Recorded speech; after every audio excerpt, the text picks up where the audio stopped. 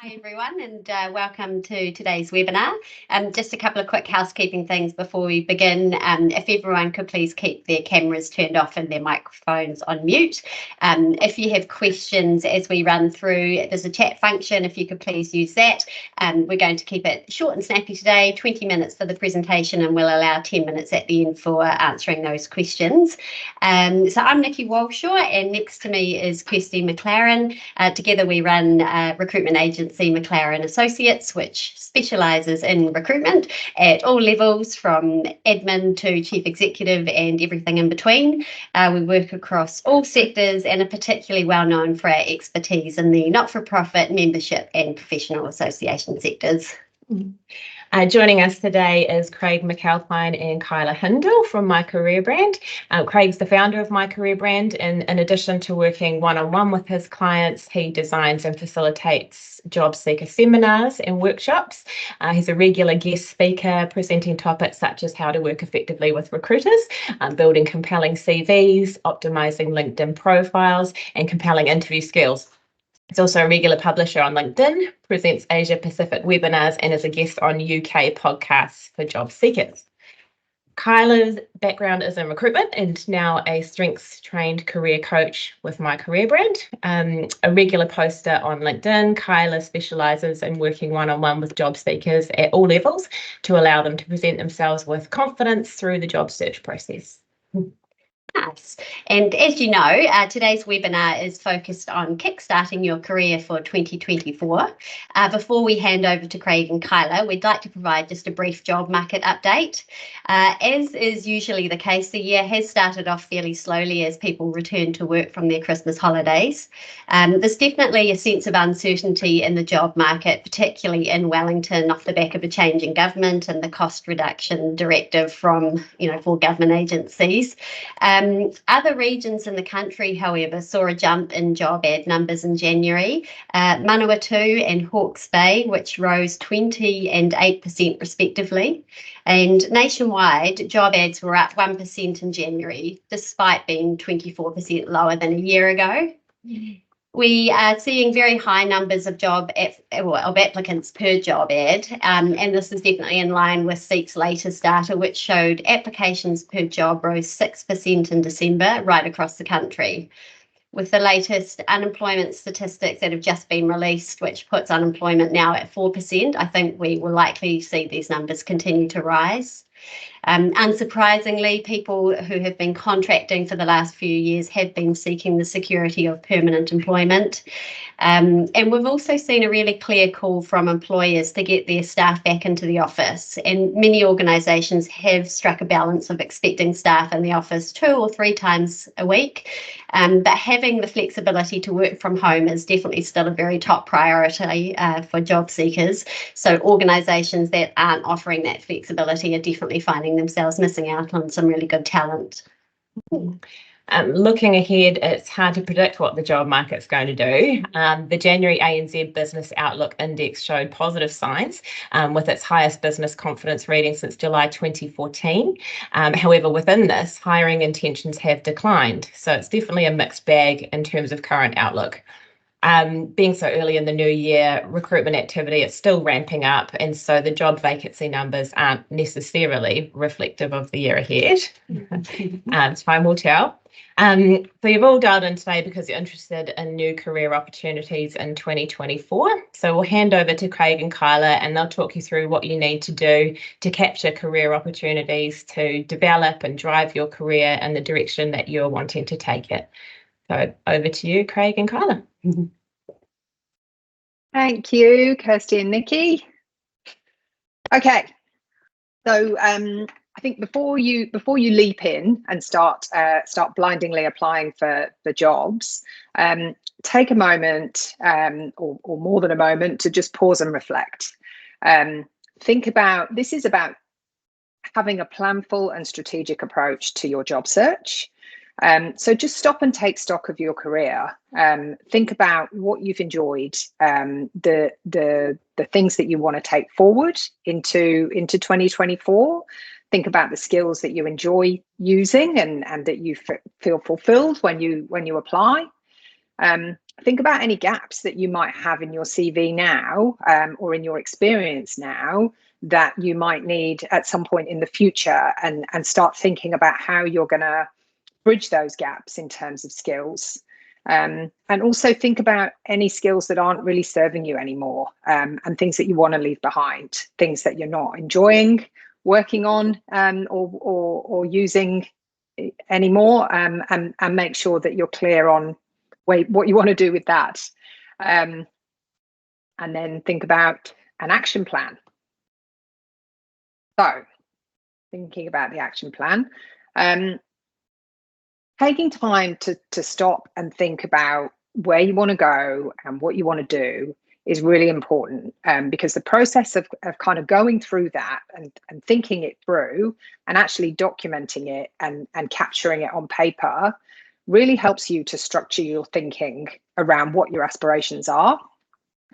This is important for two reasons.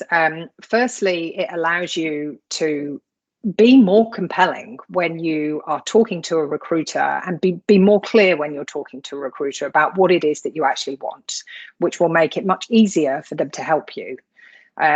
Secondly, it allows you to identify the perfect opportunity when it does come up, and be more compelling in your communication around why this opportunity is the right fit for you and what your motivational alignment is for that role. So get that all down on paper, and then also have a think about how you can actually hold yourself accountable to these goals. Talk to a friend, a colleague, a family member, or a career coach who can help you to bring these aspirations to life, and really hold you accountable to the things that you're trying to achieve. Next, think about your CV. So your CV is quite often the first impression that a recruiter or a hiring manager is going to get of you. You've thought about where you want to be. You need to just make sure that your CV positions you for that. So is that CV that you've got, that you've dusted off from 2014 when you last applied to a role, is it complete, and is it ready to go? Is it targeted towards the kind of opportunities that you're aspiring to achieve? And are all the skills that you've got that you want to apply in your next role, are they evidenced in your CV? And I'm not just talking about, sticking a bullet point in your CV with relationship building written on it. If relationship building is something that you are bringing to the table, then bring some examples and some achievements in your CV about where you've applied those skills in your career to date and how you've actually added value to the organization you work for through applying them. We've started, or we have a lot of tools in that regard, don't we, Kyla, in terms of helping to unpack that, and how that actually then maps out into where you want to be. So when you have a conversation with Nikki and Kirsty, it's about going into that conversation prepared. And I had a client, the other day was saying, the recruitment consultant said, well, where are we going to put you? Well, it's really up to you also to do some research around that as well, and go into that meeting, with Kirsty and Nikki saying, these are the companies that I've thought about. This is why. This is where I think I can add value, and so on. So Nikki and Kirsty, it gives you a bit of a head start as well. Would you agree with that? Yeah, absolutely. Yeah. Yeah. Just coming back to the other point, Kyla, you made about planning and reflection, there was a picture of a watch on there, a clock, and we put that on deliberately because actually at some point you have to draw a line. You actually have to take action, and you know what? Your CV will never be perfect. Okay, so but you can strive, get somebody to have a look at it, like Kyla or even a recruitment consultant to provide you with some feedback, but at some point you actually have to act. Thanks, Kyla. Thank you, Craig. Okay. LinkedIn is such a fantastic marketing tool for job seekers to use. But once you've got your CV ready, you need to have a look at your LinkedIn profile. Think about your value proposition and where you're trying to go and why an organization might hire you. And just make sure that your profile is really clearly optimized for those key skills. Look at the skills that you've included on your LinkedIn profile. Often I meet job seekers who set up their LinkedIn profile 10 years ago and their skills are miles out of date and are not positioning them for what their current skill base is. So go through the whole profile with a fine-tooth comb. Make sure that your skills reflect where you are right now, that those skills are endorsed. You get much better optimization if those skills are endorsed by somebody else who holds that skill. And also think about getting some recommendations on your LinkedIn profile, again, that are current, and position you for the kind of job that you're interested in applying for. Think about companies that you might like to work for or that you'd be interested in understanding more about, and follow those companies.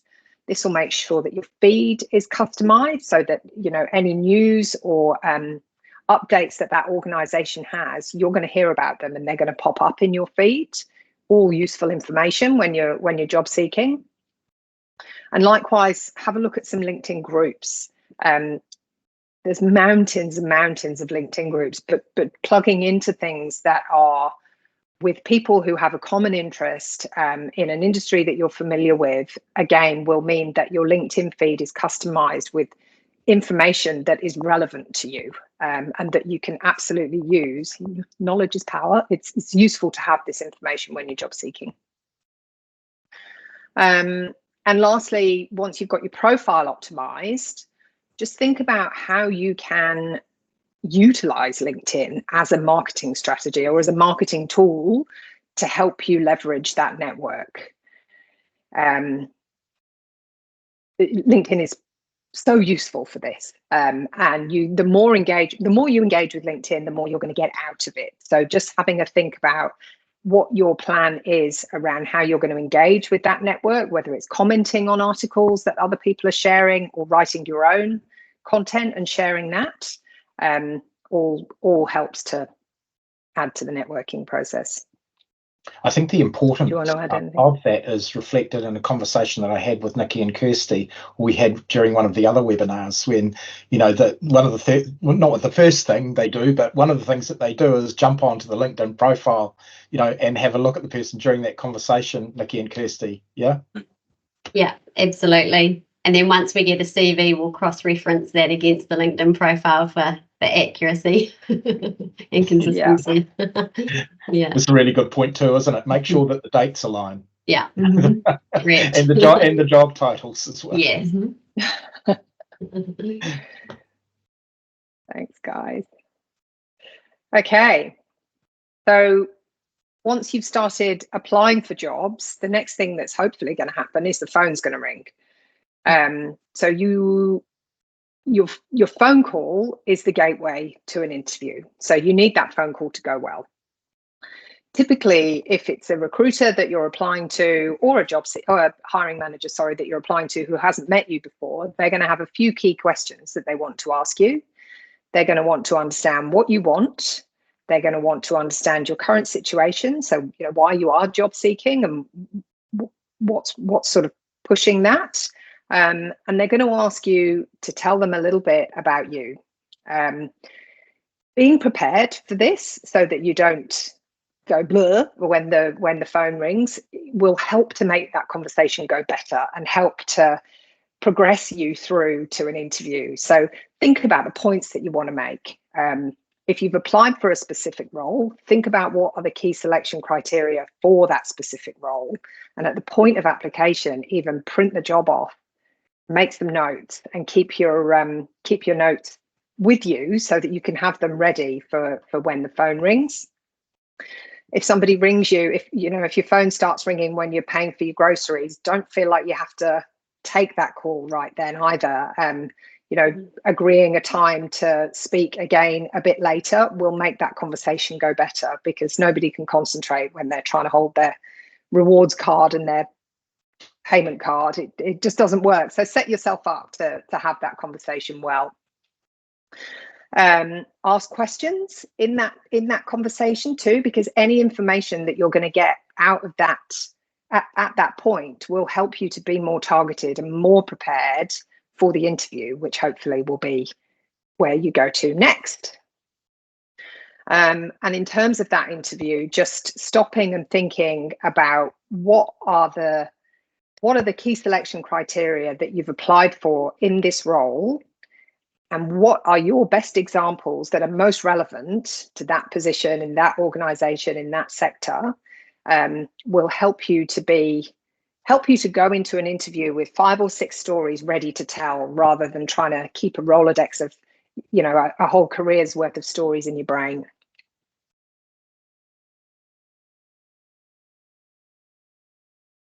Okay, and lastly, networking.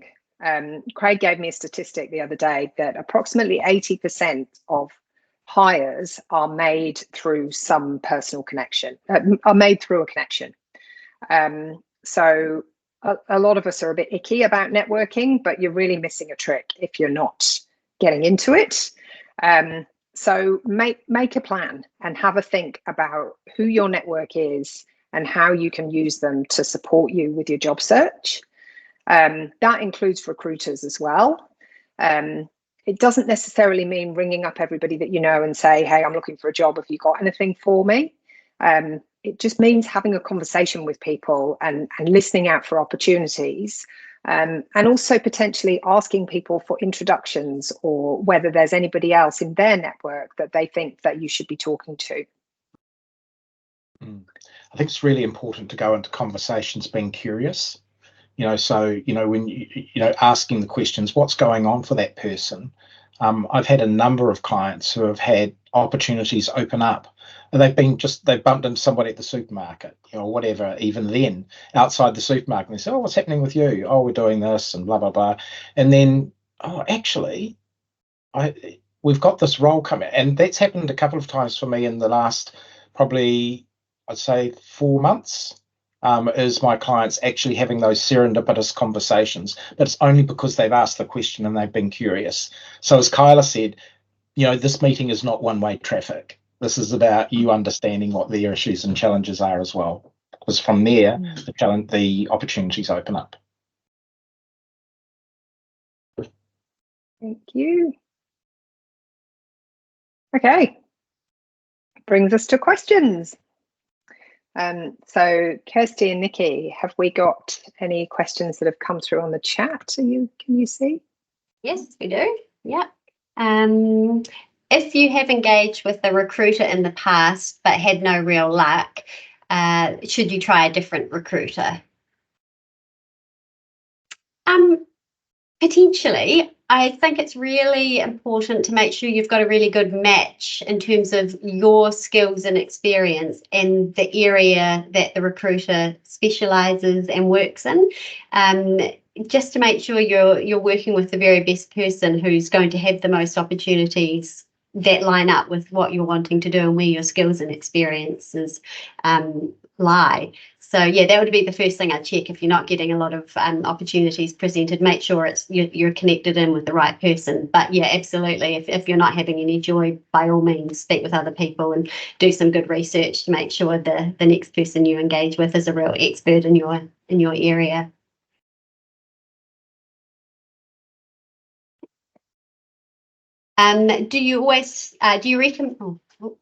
Do you recommend always calling the hiring manager or recruiter before submitting your application? Yeah, 100%. Yeah. I think it just allows you to be really. Oh, sorry. Carry on, girls. Go. You're right. I was just going to say it just allows you to be more targeted in terms of the document that you submit. You might tweak the detail of your CV to make it really relate more to the key selection criteria. And also, recruiters are busy, particularly if you're coming to particularly if it's a role that has been advertised for a little while. You know, I would absolutely always call the recruiter. You just raise your profile. Yeah. And it also allows you to ask questions to make sure that it's a good match for you and that you're not going to be wasting your time. You know, there's a lot of time and energy that goes into doing your due diligence and putting a really compelling application together. And if some of the high level criteria aren't actually a good fit, like remuneration, then it's probably not worth that time investment. So you can find out those things through a pretty quick conversation early on in the process, I think, to make sure it's a good application and worthwhile. Can signing up to a recruiter be detrimental in terms of hirer issues not wanting to pay the placement fee? No, I don't think so, because if it's advertised through a recruitment agency, the employer has agreed to pay a recruitment fee for that recruitment process. So if you're being represented by a recruiter, they should be engaging with people who they have agreed terms with. So no, not at all. Yeah. Mm. Okay. Doesn't the said 80% on networking translate to a form of discrimination and favouritism, as well as creating a club of the old boys? Thanks. I might answer that one because networking is a real thing for me. No, it's who you network with. You know, we're talking about and making sure that people know that knowing that you're in the market, but it's not just when you're in the market, it's even when you've got a job. So it's actually staying current. It's keeping your brand current and front of mind. As far as discrimination is concerned, then it's likely that the person who you think might be discriminating is not going to be a member of your network anyway. So, you know, it's about having those serendipitous conversations, being curious, understanding what's going on in the market. You know, when we multiply and bring people into our sphere, if you like, our knowledge of the market increases, their knowledge of us. Remember that they're networking as well, so it's who they engage with. But I certainly haven't experienced that coming in before. Nikki, Kirsty, Kyla. Yeah, no, I'd agree with what you said, Craig. Yeah. As we get older, we have a lot of experience. How far back should you go in your CV? Yeah, that's a really good question. It's sort of a little bit of a case-by-case basis. I think there's no sort of set number of years or no set number of jobs.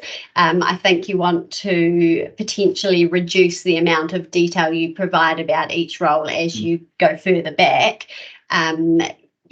If you've got 40 years of work experience, you definitely don't need to provide 40 years worth on your CV. You might think about providing your sort of 4 or 5, maybe most recent roles, and then you could always list and provide just dates and job titles and organisations for the further back ones.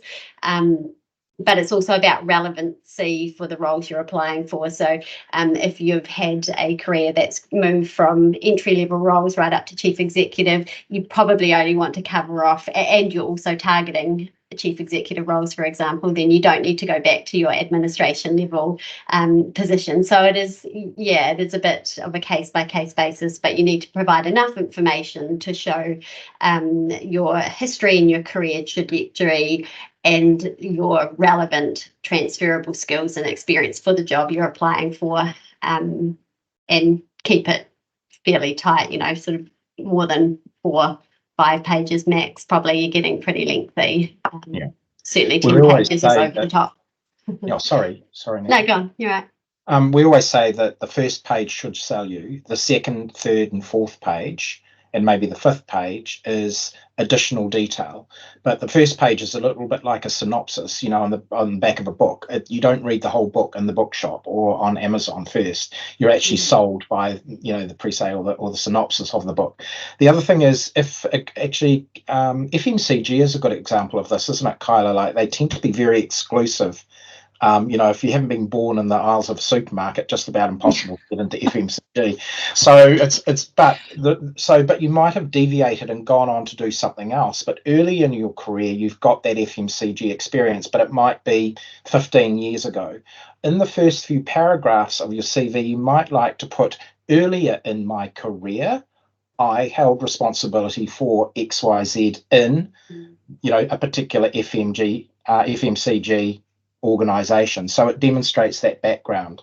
But yeah, we agree, Nikki and Kirsty, 10 to 15 years, but it's about the number of pages, and also the detail tends to be a little bit like an upside down pyramid. Most of the detail for the last five years or so on the recent role, and then gradually tapering off.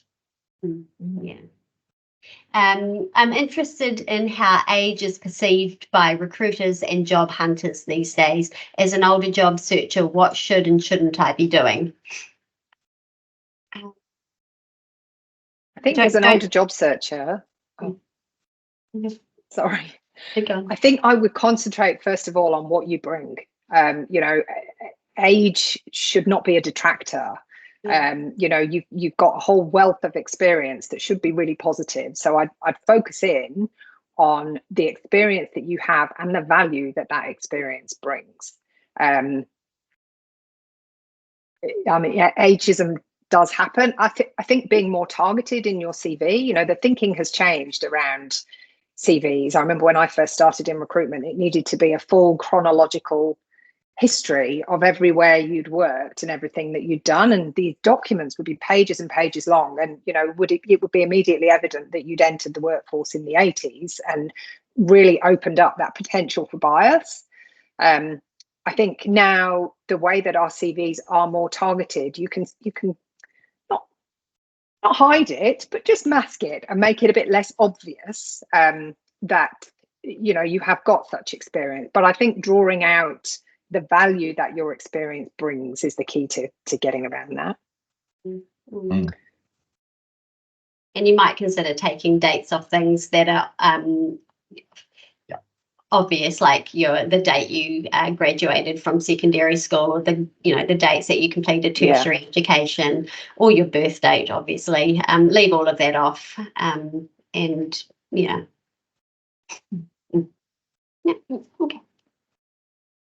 I graduated last year with a degree in PR and have been applying for multiple jobs with no emails back, but have done an internship. Would you recommend now going through you guys to help? Not quite sure what to do now. It's frustrating when you don't hear back, for sure. We'd definitely be keen to help, and sometimes having somebody to advocate for you and talk to you about perhaps the way you're approaching job applications, and also Kyla and Craig could potentially help as well with that.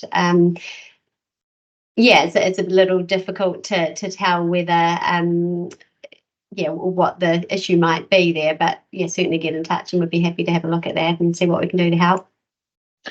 I think, again, we've got a lot of tools that actually help to unwrap the value proposition and bring that to light.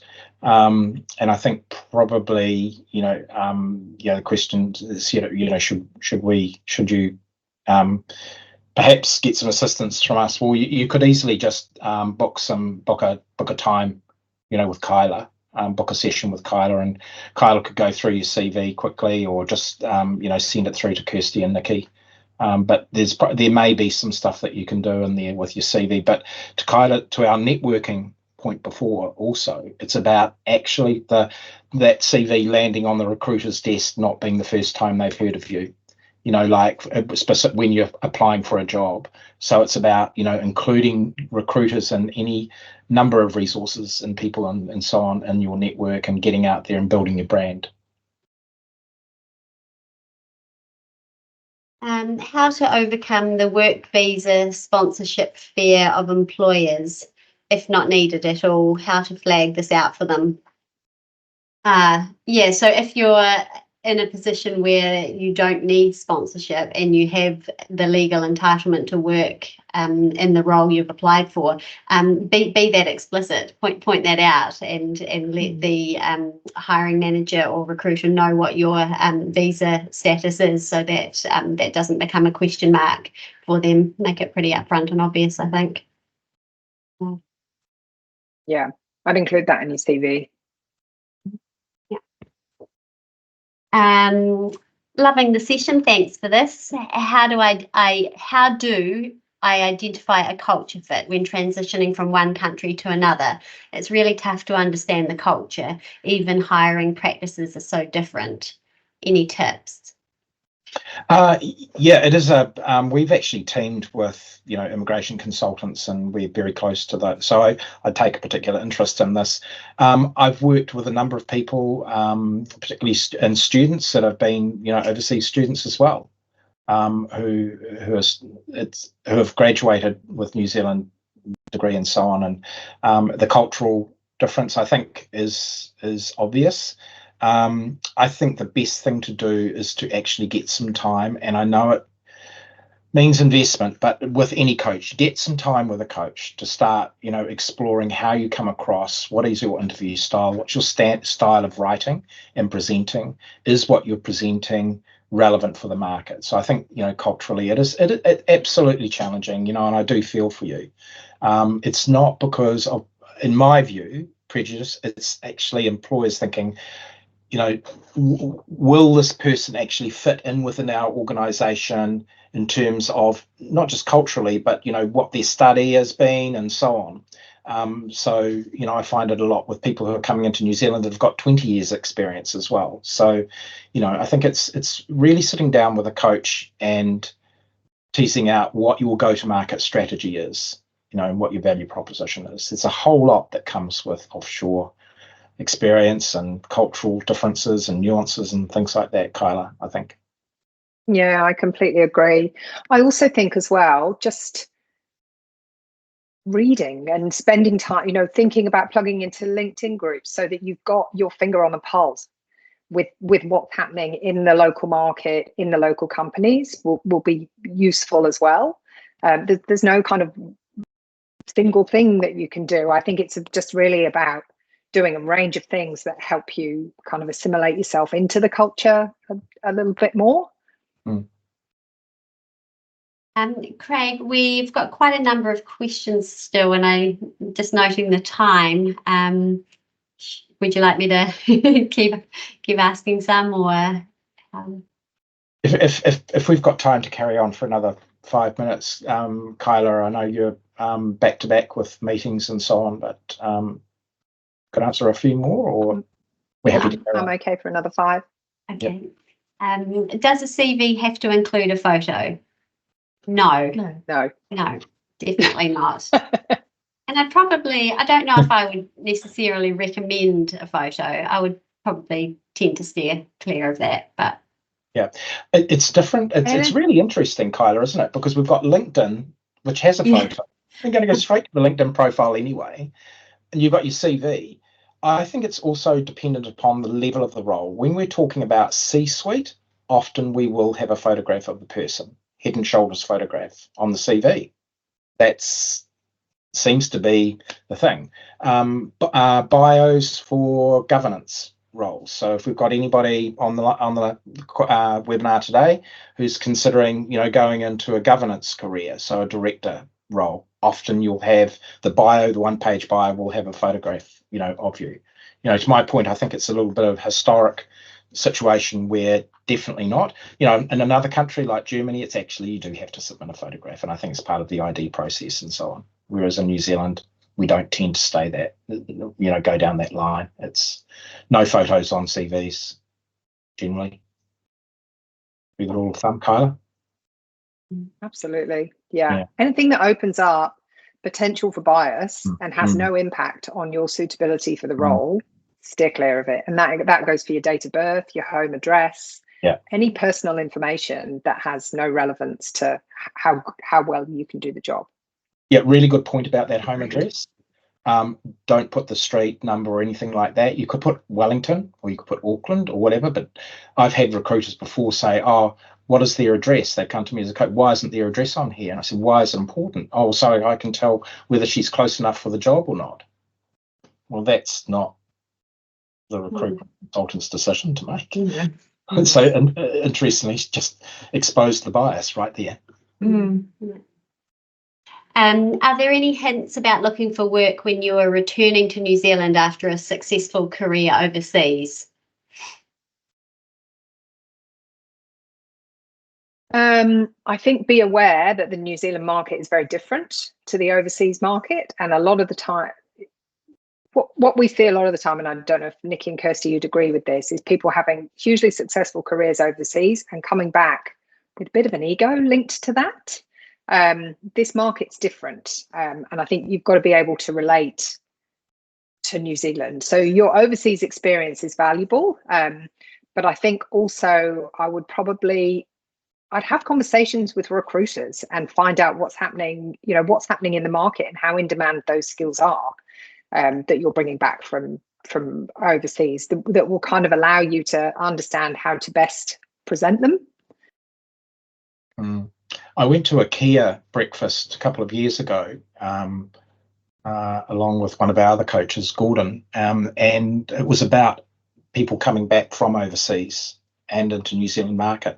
The challenge that the panel put up was a lot of the time returning expats and so on try to force feed into the New Zealand businesses what they'd learnt offshore or done offshore, which was completely just scary in a lot of cases. So it's really important to understand the culture of the organisation that you're being interviewed for and just tone it down a bit. Overseas, we're a small country, the budgets are typically smaller. They don't have that level of investment necessarily. It happens a lot in IT and technology. And it just scares people, when you start coming in and talking about multi-million-dollar, your SAP system, I'd definitely start on that again, and so on. So yeah, it's really important to understand the cultural nuances of the organisation that you're coming back into. Absolutely, you will have learnt a lot, but do it gently.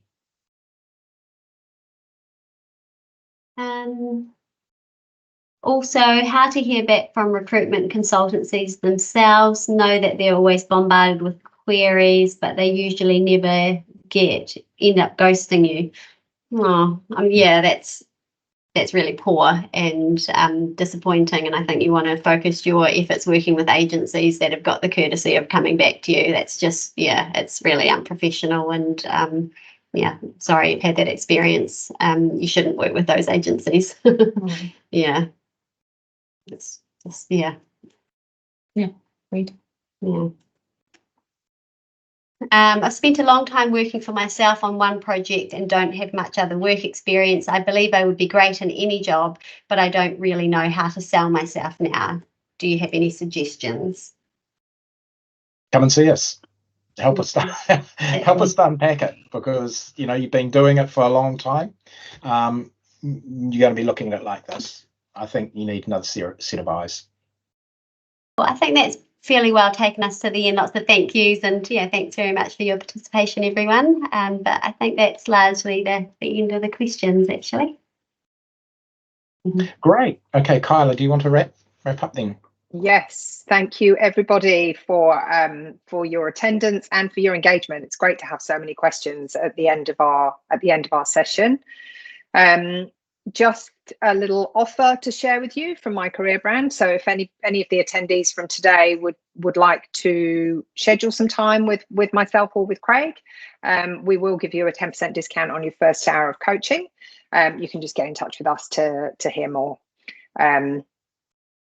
But thank you very much, and thank you to Kirsty and Nikki for hosting with us today. Thank you. Yeah, thanks everyone. Have a great rest of the week and all the best for 2024. I know it's going to be a fantastic year, full of challenges, but do reach out to Nikki and Kirsty, if you want some advice as well around the recruitment process, etc. Thank you. Thank you. Thank you. See you. Bye. Thank Bye. you. Bye.